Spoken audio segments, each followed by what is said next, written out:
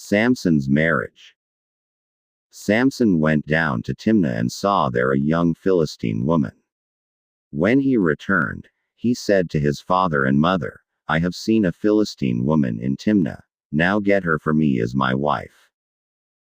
His father and mother replied, "Isn't there an acceptable woman among your relatives or among all our people? Must you go to the uncircumcised Philistines to get a wife?" But Samson said to his father, "Get her for me. She's the right one for me." His parents did not know that this was from the Lord, who was seeking an occasion to confront the Philistines, for at that time they were ruling over Israel. Samson went down to Timnah together with his father and mother.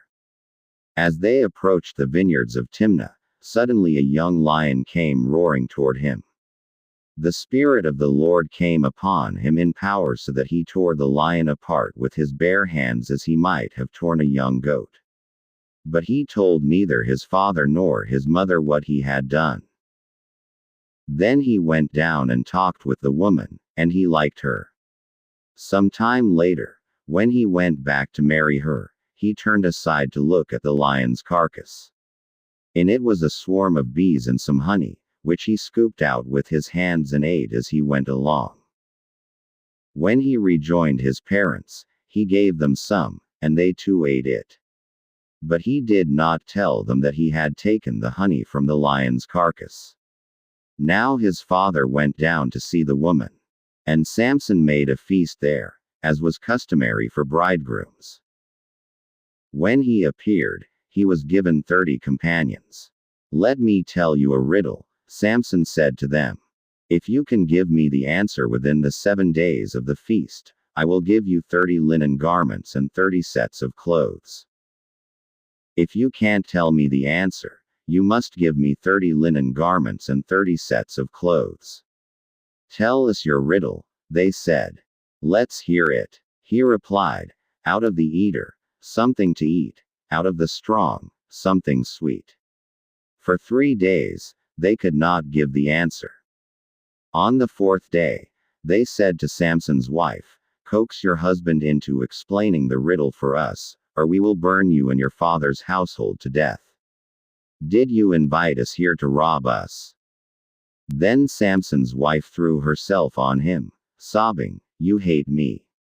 You don't really love me.